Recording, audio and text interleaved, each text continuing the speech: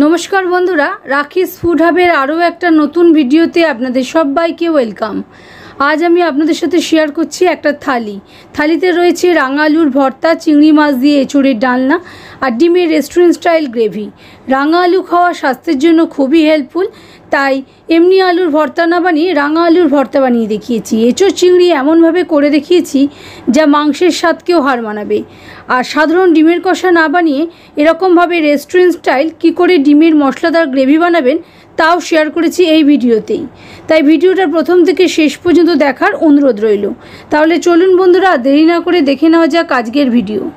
দেখুন প্রথমেই একটা গ্যাস প্যানের উপর তাওয়া বসিয়ে নিয়েছি। তাওয়াতে 1 চামচ পরিমাণ গোটা ধনে আর হাফ চামচ পরিমাণ গোটা জিরে নিয়ে নিয়েছি। সিম আছে, এটাকে 1 মিনিট মতো নাড়াচাড়া করে ভাজা ভাজা করে নিচ্ছি।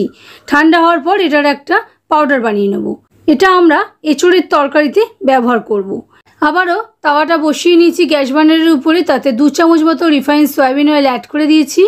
অ্যাড করে দিয়ে ভালো করে তেলটা গরম করার পর 2টো ছোটো এলাচ ফাটিয়ে 1 টুকরো স্টার অ্যানিস, 2টো দারচিনির টুকরো, 3-4টে লবঙ্গ, একটা তেজপাতা ছিঁড়ে অ্যাড করে দিয়েছি। গ্যাসের ফ্লেমটা লোতে রেখে ফোড়নটা একটু নাড়াচাড়া করে 1 মিনিট ভাজা ভাজা করে নিচ্ছি।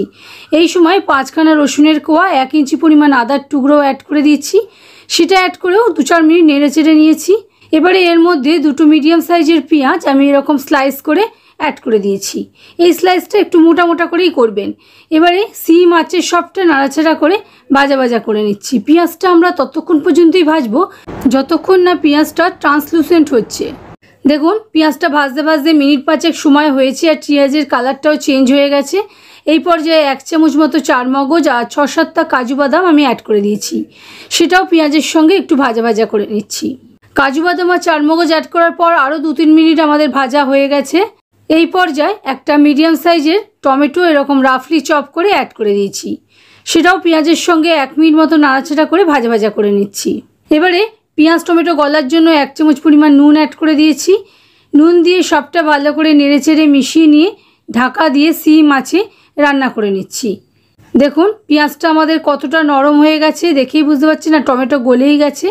আবারও স্প্যাচুলা দিয়ে একটু ঠুকে ঠুকে মিশিয়ে নিয়েছি। মিশিয়ে নেওয়ার পর এটাকে রেখে দেবো। ঠান্ডা হওয়ার পর এটা গ্রাইন্ড করে নেবো। এটা আমরা ডিমের গ্রেভিতে ইউজ করব। এবারে দেখুন একটা কড়া বসিয়ে নিয়েছি গ্যাস বার্নারের উপর। তাতে 3 টেবিল চামচ পরিমাণ সর্ষের তেল ভালো করে গরম করে নিয়েছি। গরম করে নিয়ে গ্যাসের ফ্লেমটা হাইতে করে দিয়েছি। হাই ফ্লেমে এরকম চিংড়ি মাছ আমি নুন হলুদ দিয়ে মাখিয়ে অ্যাড করে দিয়েছি। হাই ফ্লেমে 2 মিনিট মতো নাড়াচাড়া করে ভাজা ভাজা করে নেবো। এটা হাই ফ্লেমেই করবেন, তা নইলে কিন্তু অনেক জল বেরোবে চিংড়ি মাছ থেকে।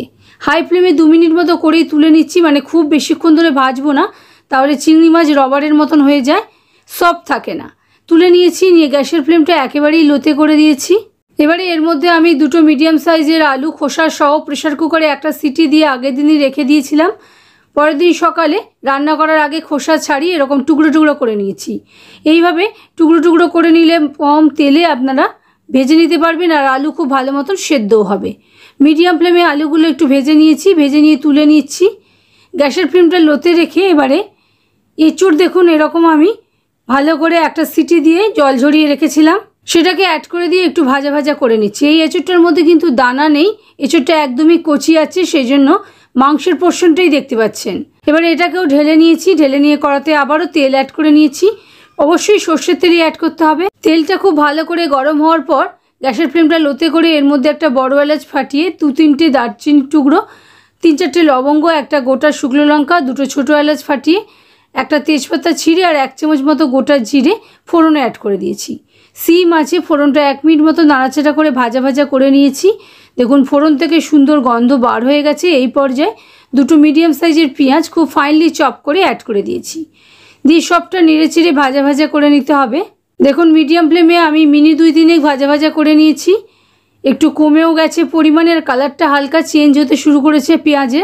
দেখুন ভাজতে ভাজতে অনেকটাই কালার চেঞ্জ হয়ে গেছে। এই পর্যায়ে 1 চামচ মতো কাঁচা লঙ্কা থেতো, হাফ চামচ মতো আদা বাটা আর 1 চামচ পরিমাণ রসুন বাটা অ্যাড করে দিয়েছি। দিয়ে পেঁয়াজের সঙ্গে ভালো করে ভাজা ভাজা করে নিচ্ছি।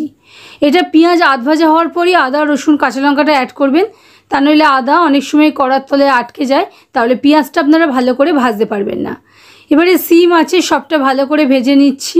ঢাকা দিয়ে মিনিট 2-3 ভেজে নিয়েছি। দেখুন পেঁয়াজের কালারটা পুরো চেঞ্জ হয়ে গেছে আর মশলার কোনো কাঁচা গন্ধও নেই। এই পর্যায়ে একটা মিডিয়াম সাইজের টমেটোর পিউরি অ্যাড করে দিয়েছি আর 2 চামচ মতো গোটা শুকনো লঙ্কা শিলে বেটে অ্যাড করে দিয়েছি। এবারে কিছু মশলা আমি অ্যাড করে নিচ্ছি। গ্যাসের ফ্লেমটা লোতে রেখেই 1/4 চামচ মতো জিরে গুঁড়ো, 1/2 চামচ পরিমাণ হলুদ গুঁড়ো, 1/2 চামচ পরিমাণ ধনে গুঁড়ো অ্যাড করে দিয়েছি। দিয়ে সিম আছে একটুখানি কষিয়ে নিয়েছি। এবারে এর মধ্যে 1 চামচ পরিমাণ কাশ্মীরি লঙ্কার গুঁড়ো অ্যাড করে দিয়েছি ভালো কালারের জন্য। আমি যেহেতু কাঁচা লঙ্কা বাটা অ্যাড করেছি সেই কারণে আর এমনি লঙ্কা গুঁড়ো দিলাম না। আপনারা যদি দিতে চান সেক্ষেত্রে অবশ্যই দিতে পারেন। এবারে সবটা ভালো করে সিম আছে কষিয়ে নিচ্ছি। অল্প করে জলও অ্যাড করে দিলাম যাতে মশলার থেকে কোনো কাঁচা গন্ধ না বের হয়, সেই জন্য দ্বিতীয়বার মশলাটা ভালো করে কষিয়ে নিচ্ছি। দেখুন মশলা কষে গেছে, মশলা থেকে পুরো তেল বের হয়ে গেছে। এই সময় 1 চামচ পরিমাণ চিনি আর 1 চামচ পরিমাণ নুনও অ্যাড করে দিয়েছি। আপনারা যদি চিনি দিতে না চান সেক্ষেত্রে চিনিটা স্কিপ করতে পারেন। ঢাকা দিয়ে 2-3 মিনিট আবারও কষিয়ে নিয়েছি। দেখুন মশলা থেকে পুরো তেল বের হয়ে গেছে আর মশলাটার কালারও চেঞ্জ হয়ে গেছে। এই পর্যায়ে আমাদের যে এঁচোড় আর আলুটা ভেজে রেখেছিলাম সেটা অ্যাড করে দেবো। দিয়ে এই মশলার সঙ্গে সবটা একসঙ্গে ভালো করে কষিয়ে নেবো যাতে আলু এঁচোড়ের মধ্যে মশলার পুরো ফ্লেভারটা ঢুকতে পারে। এই পর্যায়ে গ্যাসের ফ্লেম লোতেই রেখেছি। লো ফ্লেমেই সবটা ভালো করে ধীরে সুস্থে কষিয়ে নিতে হবে যাতে মশলা পুড়ে না যায়, সেদিকটাও খেয়াল রাখতে হবে। ঢাকা দিয়ে 2-3 মিনিট অন্তর অন্তর আমি একটুক্ষণ রান্না করে নিয়েছি। দেখুন মশলা আমার পুরো কষে গেছে। এই পর্যায়ে চিংড়ি মাছটা অ্যাড করে দিচ্ছি জুস সহ। এবারে চিংড়ি মাছটা দিয়েও সব কিছুর সঙ্গে নেড়ে ঝেড়ে মিশিয়ে নিচ্ছি যাতে চিংড়ি মাছের ফ্লেভারটাও পুরো তরকারির মধ্যে ভালো মতন এসে যায়, সেই জন্য এটা দেওয়ার পরও একটুক্ষণ কষিয়ে নিয়েছি। এবারে 1 বাটি পরিমাণ গরম জল আমি অ্যাড করে দিয়েছি। গরম জলই অ্যাড করবেন, তাহলে কুকিং প্রসেস থেমে যায় না, চলতে থাকে। আরও 1/2 বাটি মতো গরম জল অ্যাড করলাম। এর বেশি জল দেওয়ার প্রয়োজন নেই কারণ আমাদের এঁচোড় আলু সেদ্ধ করে ভাজা আছে। আপনারা যদি একটু পাতলা ঝোল খেতে চান সেক্ষেত্রে আরও 1 বাটি পরিমাণ জল অ্যাড করতে পারেন। দেখুন মিনিট 5 হয়ে গেছে। আমি নাড়াচাড়া করে আবারও একবার উল্টে পাল্টে দিয়েছি। আলু এঁচোড় সব ভালো মতন সেদ্ধ হয়ে গেছে আর জলটাও পুরো মরে গেছে। এই পর্যায়ে আমাদের জিরে ধনের যে গুঁড়ো মশলাটা আমরা বানিয়ে রেখেছিলাম সেটাকে অ্যাড করে দিয়েছি। অ্যাড করে দিয়ে সবটা মিশিয়ে নিয়ে ঢাকা চাপা দিয়ে 2 মিনিট মতো রান্না করে নেব। এইভাবে যে কোনো রান্নাতে ভাজা মশলা শেষের দিকে ব্যবহার করলে তরকারিতে এক্সট্রা ফ্লেভার অ্যাড হয়। এবারে ঢাকা দিয়ে 2 মিনিট রান্না করে নিয়েছি যাতে ভাজা মশলার পুরো ফ্লেভারটাও তরকারির মধ্যে এসে যায়। 1/4 চামচ মতো ঘি অ্যাড করে দিলাম। আপনারা চাইলে ঘিয়ের পরিমাণ বেশি করতেই পারেন। এবারে সবটা নেড়ে ছেড়ে মিশিয়ে নিয়েছি, নিয়ে আমাদের গ্যাস অফ করে রেখে দিচ্ছি। এটা 5 মিনিট স্ট্যান্ডিং টাইমে রেখে ঢেলে নেব। এবারে দেখুন গ্যাস বার্নারের উপরে তাওয়া বসিয়ে নিয়েছি। তাওয়াতে 2 টেবিল চামচ পরিমাণ সর্ষের তেল অ্যাড করে দিয়েছি। দিয়ে তেলটা ভালো করে গরম করে নিচ্ছি। এবারে এর মধ্যে 1/4 চামচ করে নুন, হলুদ, লঙ্কার গুঁড়ো অ্যাড করে দিচ্ছি। দিয়ে ভালো করে নেড়ে ছেড়ে মিশিয়ে নিচ্ছি। গ্যাসের ফ্লেমটা এই পর্যায়ে লোতে করে দিয়েছি, তা নাহলে মশলাটা আমাদের পুড়ে যেতে পারে। এবারে ডিমের গায়ে কাট লাগিয়ে মুরগির ডিম আমি 6টা অ্যাড করে দিয়েছি।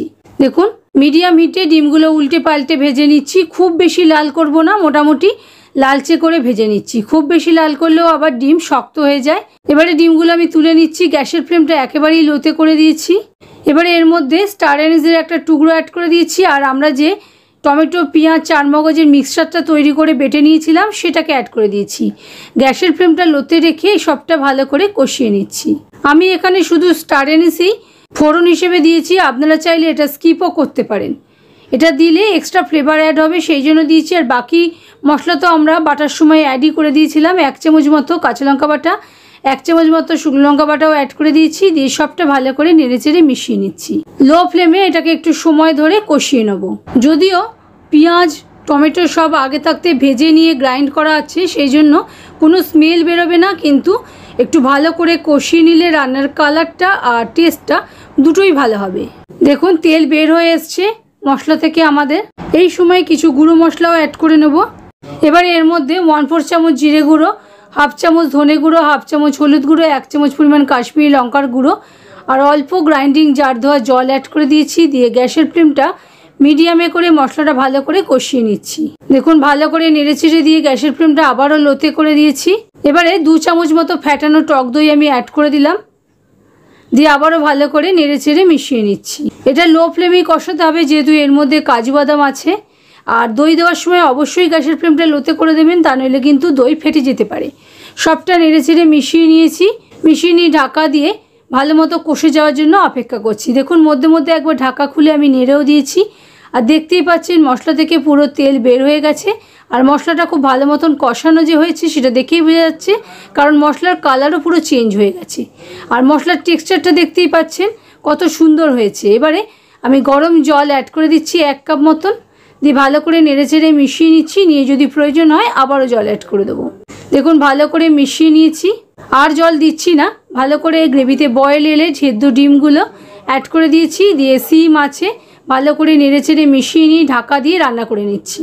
দেখুন জল পুরো মরে গেছে, আর আমাদের গ্রেভিটাও খুব সুন্দর টেক্সচারে এসে গেছে। আপনারা যদি একটু পাতলা খেতে চান সেক্ষেত্রে অল্প বেশি করে জল অ্যাড করে নেবেন, তাহলেই পাতলা হবে। সবশেষে ধনেপাতা কুচি আর হাফ চামচ মতো ঘি অ্যাড করে দিলাম, দিয়ে সবটা মিশিয়ে নিয়েছি। এইরকমভাবে শেষে ঘিয়ের ব্যবহার করলে আর ধনেপাতার ব্যবহার করলে যেমনি ফ্রেশ ফ্লেভার পাওয়া যায়, তেমনি ভালো রকম সুন্দর গন্ধও হয় ঘিয়ের দেওয়ার কারণে। দেখুন ঢাকা দিয়ে আরও 1 মিনিট মতো রান্না করে নিয়েছিলাম। নিয়ে এবারে গ্যাস অফ করে রেখে নিচ্ছি। এবারে আমরা আলুর ভর্তাটা বানিয়ে নেবো। আলুর ভর্তা বানানোর জন্য আমি প্রথমেই একটা গ্যাস বার্নারের উপর তাওয়া বসিয়ে নিয়েছি। তাওয়াতে সর্ষের তেল 2 টেবিল চামচ মতো অ্যাড করে দিয়েছি। 2টো গোটা শুকনো লঙ্কা অ্যাড করে দিয়ে লঙ্কাটা প্রথমে একটু ভেজে নিচ্ছি। এই পর্যায়ে গ্যাসের ফ্লেমটা সিমে রেখেছি। সিম আছে লঙ্কাটা ভেজে একটা বাটিতে তুলে নিচ্ছি। এবার এর মধ্যে 1/4 চামচ মতো গোটা জিরে ফোড়নে দিয়েছি। ফোড়নটা ভাজা হওয়ার পর এর মধ্যে একটা মিডিয়াম সাইজের পেঁয়াজ এরকম স্লাইস করে নিয়ে অ্যাড করে দিয়েছি। সিম আছে, পেঁয়াজটা একটু ভাজা ভাজা করে নিচ্ছি। এবারে এর মধ্যে একটা ছোট সাইজের টমেটো আমি কুচি করে নিয়ে অ্যাড করে দিয়েছি, দিয়ে আবারও পেঁয়াজের সঙ্গে ভালো করে ভেজে নিচ্ছি। দেখুন পেঁয়াজ টমেটো আমার অনেকটাই ভাজা হয়ে গেছে, আর পেঁয়াজ ট্রান্সলুসেন্টও হয়ে গেছে। এই পর্যায়ে আগে থাকতে 2খানা বড় সাইজের রাঙা আলু খোসা সহ সিদ্ধ করে সেটার খোসা ছাড়িয়ে গ্রেটারের সাহায্যে গ্রেট করে নিয়ে নিয়েছিলাম।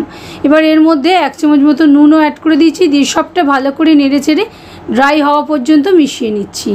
দেখুন রাঙা আলুর ভর্তা আমার রেডি হয়ে গেছে। এবারে এটাকে নামিয়ে যে আমরা যে শুকনো লঙ্কাটা ভেজে তুলে রেখেছিলাম সেটাকে প্রথমে গুঁড়ো করে নিচ্ছি। গুঁড়ো করে নিয়ে এর মধ্যে ভর্তাটা দিয়ে মিশিয়ে নেব। আলুর মধ্যেই শুকনো লঙ্কাটা থাকলে শুকনো লঙ্কাটা কিন্তু মিয়ে যেত, ফলে এইরকমভাবে গুঁড়ো হতো না। সেই জন্য শুকনো লঙ্কাটা তুলে নিয়েছিলাম।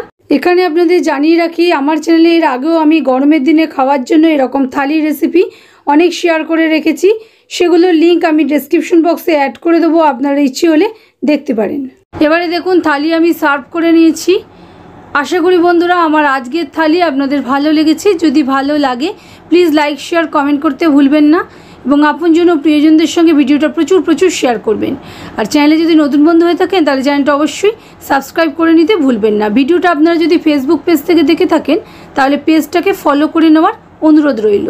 ভালো থাকবেন, সুস্থ থাকবেন। আবারও আসছি নতুন রেসিপি নিয়ে নতুন কোনো ভিডিওতে।